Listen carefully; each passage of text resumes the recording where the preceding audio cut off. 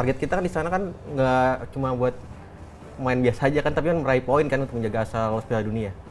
Iya, dan poinnya nggak main-main loh. Terakhir katanya Ketum PSSI Pak Erik sebelum terbang ya kemarin tuh hari Minggu datang ketemu pemain dan targetnya nggak main-main, 6 poin kan. 6 poin kan, masalahnya adalah ada laporan dari China nih yang bilang kalau misalnya naturalisasinya dari Miss Hilgers dan Eleanor Reinders itu nggak sah. Iya. Itu gimana tuh sebenarnya? Karena kan mereka beranggapan bahwa untuk proses naturalisasi itu butuh waktu 8 hari katanya. Dan ternyata PSSI bisa kebut itu setelah proses sumpah itu kurang lebih 3 hari ya. 3 hari selesai proses perpindahan federasi. Ini yang itu adalah pelatih Jepang, Hajime Moriyasu. Dia bilang yang akan lolos ke Piala Dunia menemani Jepang adalah Indonesia. Itu pujian apa cyber juga itu? Pujian itu, Mas. Kalau Emil Audero, Mas, mungkin ada dikit Bung Ais. Kalau gue pikir Emil ini apa ya? Dia kan masih berharap masuk ke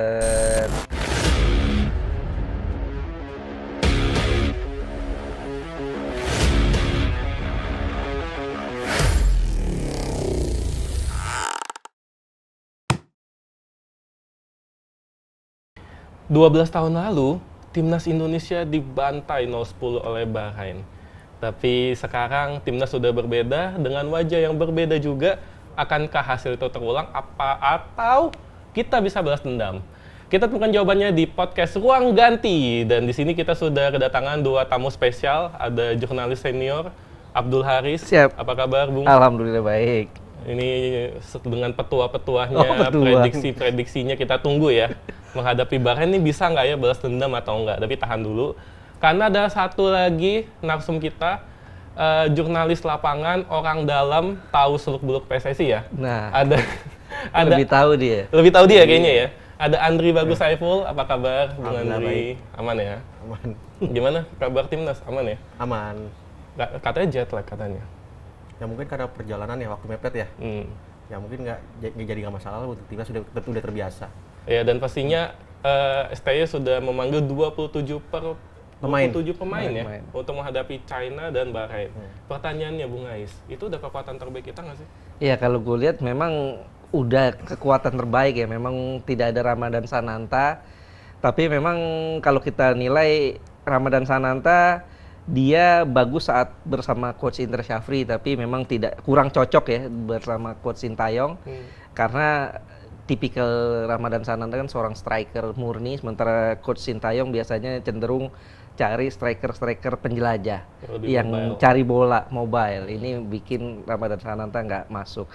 Ada Malik Rizaldi gantinya, dan tidak ada Justin Hapner, tapi ada Miss Hilgers, ada Eleanor Reinders, ada pemain-pemain lain. Artinya gue pikir ini ya kekuatan yang kita punya memang segini. Ini yang the bestnya lah. Udah the best ya? Udah the best. Kira-kira ini udah yang terbaiknya terbaik ya? Betul. Setuju nggak nih? Setuju. Andri? Mungkin dengan 27 pemain ini jadi kayak eksperimen baru untuk Sintayong ya. Karena kan ada dua pemain baru ya, Mes dan Eliano ya. Di situ kita bisa melihat nih bagaimana Sintayong meracik strategi timnas dengan tambahan 2 pemain itu ya. Apakah lebih baik dari laga sebelumnya? Apakah malah kurang klop nih karena baru bergabung juga ya. Chemistry-nya. Dan pastinya 2 pemain yang ditunggu-tunggu oleh netizen juga, Sobat Ainis dan Horizoners, adalah Miss Hilgers dan Eleanor Reinders. Kira-kira keduanya bakal langsung debut nggak sih? Ada bocoran dikit mungkin, ST kasih tipis-tipis. Ya biasanya Sintayong tuh melihat H-1 latihan ya, ketika mereka bugar ya mungkin proyeksinya diturunkan untuk debut ya. Karena untuk memberikan kejutan kepada Bahrain kan target kita kan di sana kan nggak cuma buat main biasa aja kan, tapi kan meraih poin kan untuk menjaga asal lolos Piala Dunia. Iya, dan poinnya nggak main-main loh. Terakhir katanya Ketum PSSI Pak Erik sebelum terbang ya kemarin tuh hari Minggu datang ketemu pemain dan targetnya nggak main-main, 6 poin kan. 6 poin menang. Iya, 6 poin. Sebelumnya kan 4 poin. Mungkin direvisi nih. Jadi 6. Jadi menang-menang. Iya. Oke, tunggu, tahan dulu nih. Jadi 6 poin nih dari target PSSI tercapai atau enggak nih. Tapi masalahnya ya, Justin Hapner itu kan absen ya. Artinya ada sedikit lubang di lini pertahanan di mana kita akan kehilangan back tengah, kaki kiri. Seberapa pengaruh? Apa jadi masalah nih? Nggak ngaruh. Gue pikir nggak ngaruh karena kita kehilangan Justin Hapner, kita masih punya Nathan kaki kiri. Iya. Dan sekarang kan nggak ada pengaruh tuh kaki kanan kaki kiri karena pemain modern zaman sekarang harus bisa kaki kanan kaki kiri. Jangankan mereka, Andri aja bisa ke kanan kiri main. Bisa ya, kanan kiri ya kalau main di PSSI. Dan bisa. juga selain Nathan juga ada Max Hilgers yang baru. Jordi juga balik. Masih ada Jai Ijes, masih ada Rizky Ridho. Artinya pemain belakang kita masih lebih dari cukup untuk menutupi kekurangan dari Justin Hubner. Kehilangan Justin Hubner. Jadi nggak masalah ya, Nggak mau masalah. back tengah kaki kanan main di Nggak sebelah masalah. kiri juga it's okay ya. It's okay. Langsung aja di starting line up nih, Andri. Kira-kira menurut lu lawan Bahrain dan China starting line up-nya Sintayong tuh seperti apa kira-kira? Ya kiper tetap Martin Paes. Kiper Martin Paes, oke. Tapi udah bugar belum tuh Iya, katanya Infonya kan cuma cedera ringan ya. Update terbaru kata Sumarji ya udah baik-baik aja. Yang kemungkinan besar bisa turun ya kita harapkan ya. Udah latihan kemarin ya? Udah latihan. Udah latihan belum. di Dallas. Oh di Dallas udah ya. latihan Kalau di di Dallas. timnas sendiri kan Tapi baru nggak hari ini datang ya. dia. Tapi dia nggak tanding kan match terakhir yang Dallas ini kan? Kemarin Kayaknya Nggak nggak main kan? Langsung berangkat soalnya Langsung ke Bahrain soalnya kan. Jadi Martin Paes tersedia ya. Sintayong sudah konfirmasi itu. Terus di backnya backnya kombinasi Rizky Ridho, main ya Rizky Ridho ya. Rizky Ridho main, Jai Ijes, mungkin sama Mes. Max Hilgers. Oh berarti Max Hilgers taruh di yang sebelah kiri berarti. Oke, berarti di back sayapnya, di wing backnya, Wing-backnya Kelvin Verdong, Oven Verdong. terus tengahnya bisa Tom Haye Oke. sama Ivar Jenner. Ivar Jenner. Oke. Mungkin di sebelah kanannya bisa Sandy Walsh. Oh, Sandy Walsh. Oke, bentar ke Bung Ais nih. Ini menarik nih, ada netizen yang beranggapan dengan masuknya Jordi Amat, Nah. Jordi Amat bisa menjadi tandemnya dari Tom Haye. Nah Gimana? itu yang bikin Iya. gue penasaran. Kalau gue sih sepakat sama Andri, tidak memasukkan Jordi di tiga belakang kita. Oh iya. Karena Jordi memang bagus lah. Secara pengalaman dia paling kaya dibanding pemain-pemain belakang lain. Dia pernah jaga Cristiano Ronaldo, pernah jaga Wayne Rooney, Lionel Messi. Foto-fotonya banyak ya. Foto-fotonya banyak. Tapi dari segi usia dia sudah habis lah. Karena juga belakangan kan dalam 2 tahun terakhir dia main di Malaysia. Ini bikin kondisi kebugarannya, kemudian juga competitiveness-nya ini hilang. Berkurang lah, bukan hilang. Ini yang bisa membuat dia, kita bisa lihat Jordi saat lawan Irak aja kemarin tuh terakhir ya, dia ketinggalan beberapa kali dan akhirnya saat ketinggalan dia harus ngambil cara-cara yang bisa dikira membuat dia sendiri frustrasi, tarik baju akhirnya kartu merah. Gue pikir STY tinggal mempertimbangkan berani nggak dia cadangin Jordi gitu. Gue lebih sepakat kalau di belakang itu Jai Ijes, Hilgers, Max Hilgers, Rizky Ridho atau bahkan Nathan dimainin di belakang. Oh, Nathan. Oke. Iya, Nathan Chowan. Atau paling enggak bisa jadi Verdong yang dimainin di belakang lagi untuk mengantisipasi kecepatan pemain-pemain Bahrain. Kan Verdong sempat dimainkan di posisi itu saat menghadapi Arab Saudi ya, dan Verdong main Australia dengan juga. sangat baik. Enggak, lawan Australia Verdong main di bek kiri. Oh, lebih di di kiri. bek kiri. Tapi dia menang 2 sama Harry Souttar ya dia. Ya ini yang gue pikir harus pintar ya Sintayong ya. Ini yang karena yang dipertaruhkan ada nama dia ya. Trennya udah bagus. 0-0 lawan Australia, kemudian 1-1 lawan Arab Saudi, sekarang lawan Bahrain. Bahrain ini nggak bisa kita anggap remeh loh. Mereka menang di Australia kan 1-0, artinya walaupun mereka terakhir kalah 0-5 di kandang diri lawan Jepang, tetap saja ranking mereka lebih tinggi. Pemain mereka juga bisa dikatakan pengalaman internasionalnya secara chemistry lebih bagus dari Indonesia. Berarti Bung Es lebih setuju Jordi Amat kalau mau dimainin taruh di tengah berarti? Kalau gue lebih baik dicadangin. Cadangin. Lebih Dicadangin. ya tetap ya. Iya, dicadangin. Atau kalau memang harus main ya di tengah aja gitu. Bener. Istilahnya meminimalisasi potensi bahaya kalau Jordi Amat ketinggalan. Karena di belakang bahaya itu. Sing blunder. Blunder yang luar biasa lawan Irak kemarin di GBK kita, aduh, sepaneng kalau pas dia pegang Pusing bola ya? itu sepaneng. Pusing liatnya ya. Atau saat diajak lari pemain lawan tuh pusing lihatnya. Dan Bahrain sama China cepat-cepat ya. Cepet-cepet. Tipikal pemainnya Betul. bahaya banget. Beda sama Australia. Australia kan lebih ke fisikal kan. Mending kalau mau dimainin taruh di tengah aja. Mungkin netizen mau lihat naro Jordi Amat di tengah kan umpan-umpan Joris Nah, ini kan itu. akurat ya, mungkin Iya. jadi opsi mungkin nanti bisa jadi opsi di Sintayong di babak kedua ketika lini tengah kita udah lelah ya udah keteteran bisa Opsi, Jordi ya? opsi jadi opsi Jordi masuk di babak kedua di posisi tengah karena kan umpan-umpannya cukup akurat ya. Tapi yang main lebih dulu harus Ivar Jenner dulu ya. Ivar Jenner sama kemungkinan Tom ya. Haye. Di yang 3 depannya nih menarik nih, Bung Ais nih. Iya, sorry, gue kalau di tengah kemungkinan besar ini ya, Nathan bisa Nathan. jadi dimainin Lebih tuh ke karena Nathan berarti. di 2 terakhir pertandingan itu Sintayong lebih memainkan Tom Haye Nathan atau Nathan Ivar. Ivar. Lawan Jenner. Australia Nathan Ivar ya. Nathan Ivar karena ada apa kabar Tom Haye cedera Iya. waktu itu ya. Tapi nggak jalan ya Nathan Ivar ya. waktu Nggak jalan, Australia. nggak jalan. Belum klop mungkin Iya, itu dia. Tapi makanya. itu menurut gue bagian dari strategi sih, karena Tom Haye ini kan memang profesor dan juga apa visi bermainnya bagus, tapi kan tetap lambat nih untuk defense-nya kurang kan. Iya. Sehingga gue pikir salah satu alasan Sintayong kenapa memainkan Ivar dan Nathan selain kabar dari apa Tom Haye cedera ya karena untuk memperkuat lini tengah, memotong aliran bola Lebih cepat ya? Australia. supaya betul. berantemnya lebih lebih kuat, di lawan tengah. Australia karena itu kita harus matiin Jackson Irvin kan waktu itu Betul, kan. betul. Ya itu bahaya juga sih. Berarti netizen kalau Andri bilang lebih baik Ivar Jenner ya. Ivar Jenner dampingin profesor sedangkan Mas Ais bilangnya Nathan dampingin profesor ya? profesor. Netizen tulis di komentar kira-kira siapa nih atau mau tulis Jurdi Amat juga nggak apa-apa ya. Iya. Bisa jadi. Sah-sah aja. Emang terkadang tuh Sintayong formasinya Unpredictable ya? Iya, ketika dia mainin Elkan Bagot Iya. di Itu ya, striker. ya. Iya. Meskipun katanya waktu itu ada yang ngomel-ngomel ya waktu itu Oh ya. iya. Katanya ini kenapa kan bagus striker katanya. Dia nggak lihat ini Harry Maguire striker ya. Dia nggak tahu dia. Di 3 depan Andri. Ini menarik ya 3 Tiga depan. depan ya Struik masih.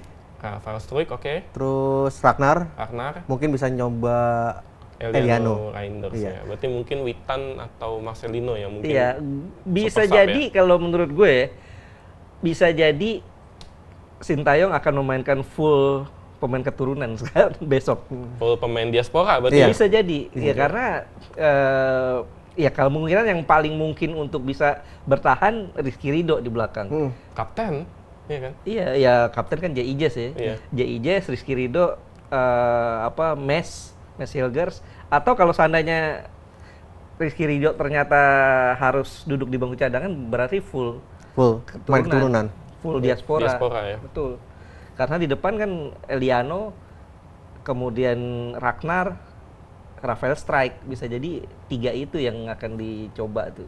Sebenarnya banyak orang udah tahu lah ya Miss Hilgers itu seperti apa karena nonton waktu dia lawan MU ya. Ya. Dia meskipun habis itu dia sempat di tackle keras segala macam tapi dia masih oke. Nah pertanyaannya Eliano Reinders tuh sebagus apa sih sebenarnya? Dia bisa memberikan dimensi apa untuk lini serang kita? Dia seorang attacking midfielder. Oke. Dan dia ini pemain serba bisa ya, dia bisa sebagai pemain sayap, attacking midfielder posisi aslinya, dan dia juga bisa dimainkan sebagai false nine, sebagai second striker lah bisa dikatakan demikian. Kalau seandainya SDY kurang puas dengan performa Rafael Struijk selama ini, bukan tidak mungkin yang dimainkan di posisi itu Eliano Reinders. Oh, oke. Sementara di kanan bisa jadi Witan ya, tetap Witan juga atau menarik ya. Marcelino. Ini Menarik ya ya. kotak-katik unpredictable-nya STY ya bisa jadi demikian sih. Jadi Anda cukup istimewa ya buat timnas kita kan. Jadi STI punya opsi banyak ketika dia bergabung. Istimewanya karena naturalisasi cepat apa gimana? Ya mungkin bisa main beberapa posisi. Beberapa posisi, oke. Nggak boleh mainin polisi, Polisi Pak. ya. Jadi ada polisi? Enggak. Jadi itu ya kurang lebih 3 depannya ini bakal kalau menurut bayangan gue kayak bakal fluid banget ya. Iya. Bakal ada permutasinya kayaknya. Bisa jadi. Iya kan?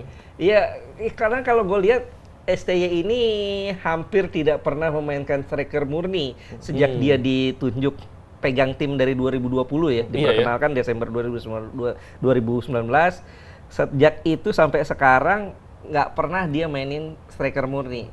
Hampir nggak pernah lah bisa dikatakan. Ya paling kalau mentok ya saat Rafael Struijk nggak tampil, Ramadan Sananta ya di U23 ya. Real number 9 ya. Real number 9. Tapi sepanjang itu hampir nggak pernah loh. Tapi ya Dimas Derajat pun juga jadinya mainnya jadi kemana-mana ya. Betul. Jadi modal Karena banget memang ya. Dimas Derajat kan memang dia bisa kalau di Persikabo dulu ya berapa kali kan sering mainin di posisi sayap gitu. Dan itu cukup berhasil ya di Mas Cukup Derajat berhasil. ya. Dan ini jadi masalah adalah ada banyak kendala dan masalah ketika kita ingin menghadapi Bahrain dan China. Andri, sebagai yang di lapangan, kira-kira ada bocoran apa nggak, kendala apa yang dihadapi timnas saat ini? Mungkin kendala ya dari persiapan ya, dari timnas kita sendiri kan berkumpul di Jakarta, jadi nggak persiapan di Jakarta tapi persiapannya di Arab. Di Bahrain. Di Di Bahrain sendiri nggak langsung satu tim kumpul karena ada beberapa pemain tuh yang menyusul. Mungkin itu jadi kendala dari Sintayong menyiapkan tim ya.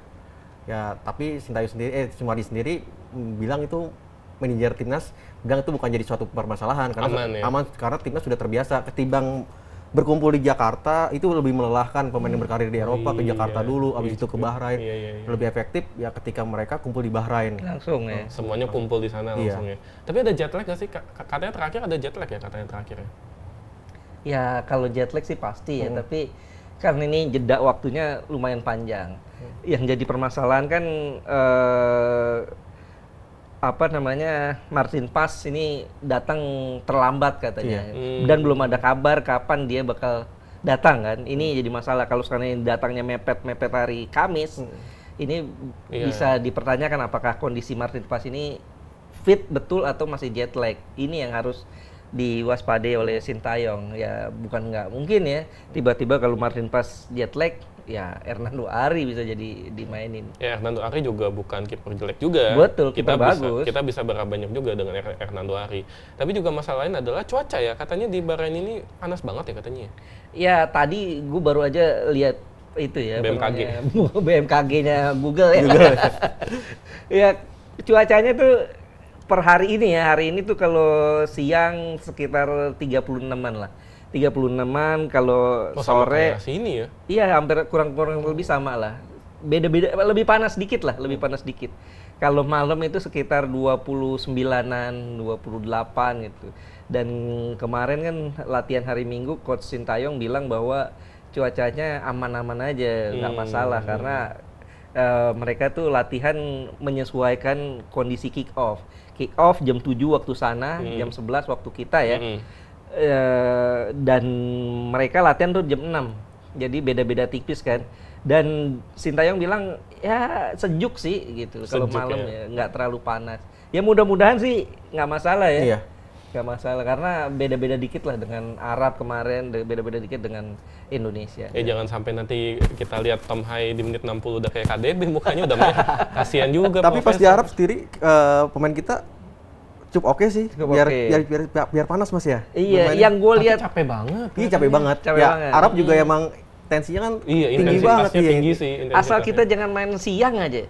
Waktu lawan Irak kan tuh niat hatinya mau bikin Irak kepanasan, justru kita sendiri yang kepanasan. Iya benar. Dua-duanya capek dua-duanya. Bukan, STY kayaknya lupa bahwa dari 11 pemain kita tuh 90%-nya pemain diaspora. Di Eropa mainnya. Di Eropa mainnya.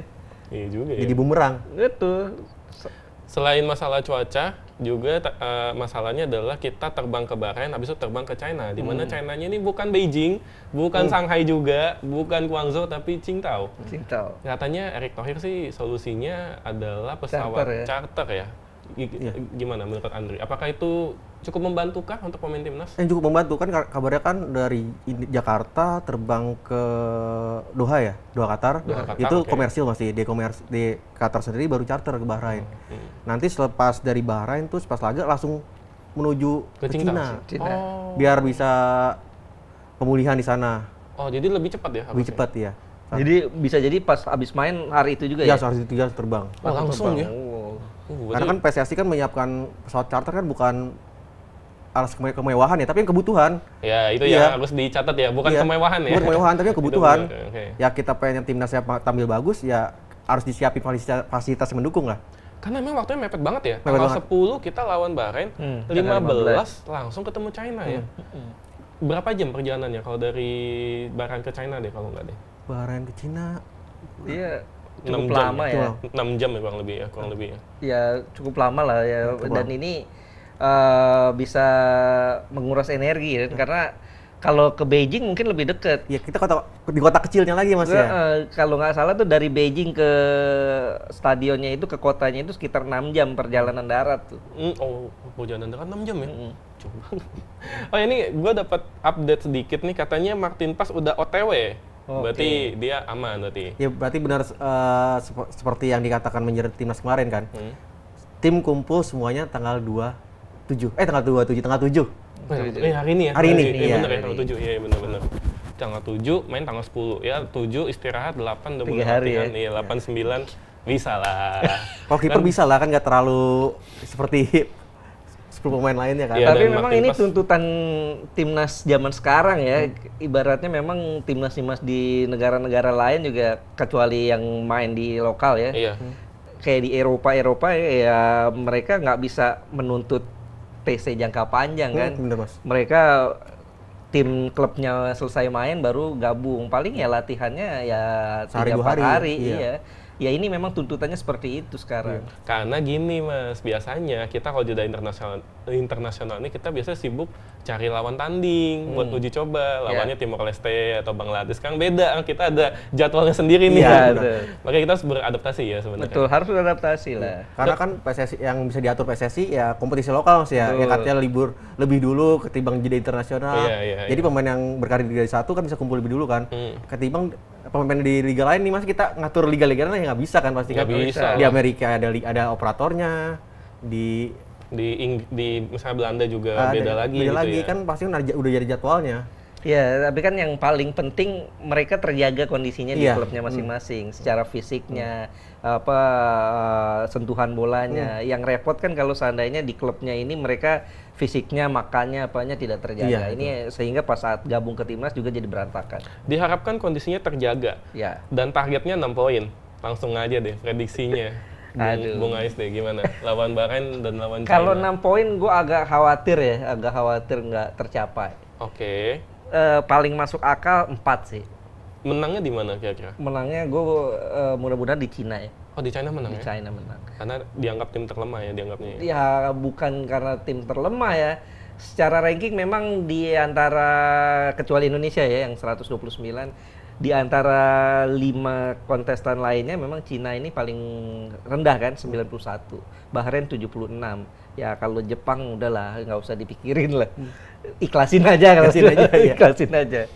Ya jadi gue pikir paling masuk akal kita ambil di Cina, dan Cina juga dalam kondisi yang nggak bagus sekarang, nggak baik-baik aja. Apalagi China pemain yang Mulai nggak datang iya ya. terkenal ya. Dia pernah di Espanyol segala macam, tapi dia nggak dipanggil. Terus juga ada banyak ya, Alan juga nggak dipanggil kan. Iya, tapi masih ada Ali Madan ya. Nah, itu Bahrain tapi kan. Ya, Itu di Bahrain. Maksudnya Bahrain. di China maksud gue ada Brahim ini Ya, pemain pemain muda Uighur ya. Pemain muda Uighur, dan dia punya kecepatan. Ini striker yang bahaya juga. Ada Al Jaber juga ya.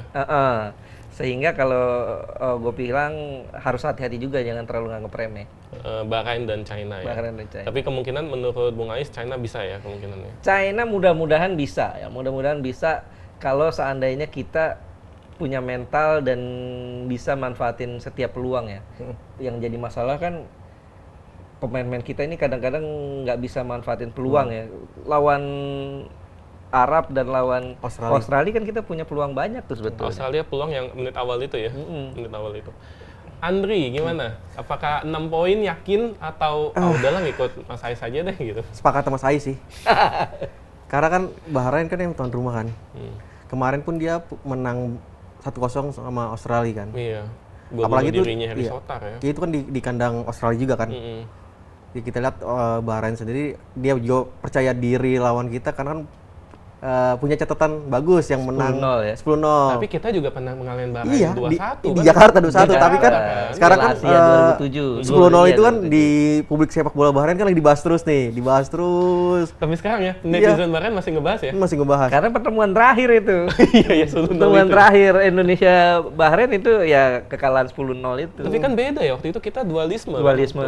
Iya. Kita nggak bisa manggil pemain-pemain terbaik saat itu. Pelatihnya juga pelatih sementara, Coach Aji Santoso. Caretaker ya? Caretaker. Pemain-pemainnya Ferdinand Sinaga tuh, yang main di IPL saat itu, yang di Iya, Indonesian Premier League. Ya, bukan English Premier League. Ya, bukan Liga ya. Primer Indonesia lah, Iya, ya, Premier LPI itu.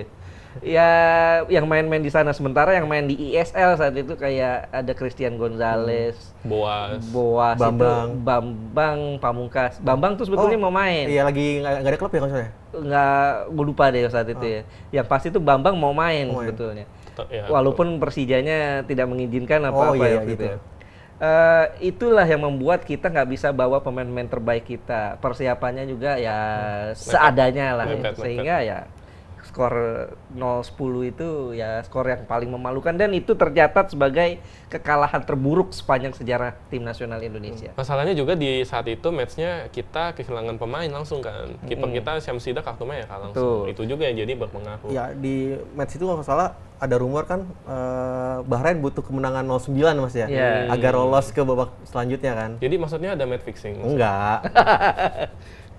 Ya kan dugaan. Dan akhirnya juga nggak terbukti juga Nggak kan terbukti. sampai sekarang. Dan itu juga meskipun Bahrain menang kan nggak lolos ya kalau Nggak waktu lolos itu. ya. Iya, Nggak jadi ya percuma juga gitu. Tapi kayaknya Bahrain mungkin seri ya kemungkinan ya. Agak sulit ya. Ya Bahrain. seri mungkin skor yang adil ya. Menurut saya dengan hasil seri juga akan menambah motivasi timnas sendiri untuk melawan Cina. Karena lawan Bahrain aja seri, gimana lawan Cina nih yang kondisinya lagi nggak baik-baik aja kan. Ya China lagi nggak baik-baik aja ya. Tapi dengan catatan kondisi fisik kita gimana nih setelah lawan Bahrain? Kedodoran apa masih tetap baik-baik aja, recovery-nya bagus? Karena kan abis Bahrain kan kita perjalanan panjang lagi ke Cina. Nah itu tuh yang harus dijaga kondisinya. Iya. Tapi sebetulnya kalau menurut gue ya, kita tidak dapat 6 poin pun di 2 pertandingan ini, asalkan kita dapat 2 poin aja. 1 dari Bahrain, 1 dari Cina gitu ya. 4 seri dong jadi kita. 4 kali seri. Tapi yang penting kita saat main di kandang lawan Bahrain, lawan Cina menang, kita bakal dapat 10 poin nanti. Dan dengan 10 poin, hitung-hitungan gue ya palingnya kita bisa finish peringkat 4 tuh. Enough ya? 10 Enough poin. lah. Cukup. Harusnya. Asalkan kita mudah-mudahan bisa nyolong-nyolong juga saat jamu Arab Saudi di sini. Jamu Jepang. Jamu Jepang ya udahlah, nggak usah dipikirin. Walaupun ya bola itu bulat ya, kita berharap saat lawan Jepang kita udah punya striker. Ada tambahan pemain lagi. Ada tambahan pemain ya. Kabarnya kan benar. bakal ada Oh, ada diproses ya? lagi kabarnya. Kabarnya. Tahan dulu ya. Kabarnya. Tahan dulu. Nggak kesana dulu. Gue mau ke ini dulu deh. Kan dibilang berarti luar narsum kita optimis China bisa dikalahkan. Masalahnya adalah ada laporan dari China nih yang bilang kalau misalnya naturalisasinya dari Miss Hilgers dan Eleanor Reinders itu nggak sah. Iya. Itu gimana tuh sebenarnya? Karena kan mereka beranggapan bahwa untuk proses naturalisasi itu butuh waktu 8 hari katanya. Dan ternyata PSSI bisa kebut itu setelah proses sumpah itu kurang lebih 3 hari ya. 3 hari selesai proses perpindahan federasi. Ini yang bikin publik China melemparkan Cywar. Gue pikir itu cuma Cywar lah. Hanya Cyborg aja ya? Cywar. China kemungkinan, dan nggak ada statement dari Federasi Cina juga kan. Dan kalau mereka mengeluarkan statement itu malu lah. Iya. Malu lah. Ini kan FIFA, Pak. Bukan FIFA kosmetik, Pak. Iya. Mereka juga mau merusakan itu, Mas. Katanya kenapa pengambilan sumpah di luar negeri ya? Iya. Tapi Iya, kan selama itu kan urusan dalam negeri. Iya, pengambilan sumpah kan jadi di kedutaan kita kan. Iya. Ya itu kan masih Wilayah teritorial kan. kita. Jadi kita sah-sah aja mau itu di Belanda atau di mana, selama di kedutaan Indonesia ya sah-sah aja itu. Iya. Jadi Dan harus- itu kan memang wewenang negara itu sendiri Iya. gitu loh. Nggak ada urusan mereka. Yang jadi urusan mereka ini proses perpindahan federasi selama itu diakui oleh FIFA selesai masalahnya. Dia nggak bakal, kalau menurut gue ini Cywar doang, betul kata Sumarji ya. Ini Cywar doang yang dilemparkan mereka dan itu media mereka kan yang melemparkan Dan itu. bukan asosiasi China-nya resmi. Nggak ada, Bukan gue nggak kan? pernah menemukan Federasi Cina mengucapkan itu. Mereka akan malu sendiri pasti. Itu dianggap cyber ya, Andri ya? Iya. Tapi masalahnya ada juga statement yang agak kontroversial juga, tapi juga menarik. Itu adalah pelatih Jepang, Hajime Moriyasu. Dia bilang yang akan lolos ke Piala Dunia menemani Jepang adalah Indonesia. Itu pujian apa cyber juga itu? Pujian itu mah. Oh itu pujian. Pujian. Ya kita berpikirnya positif aja ya Mas ya, pujiannya.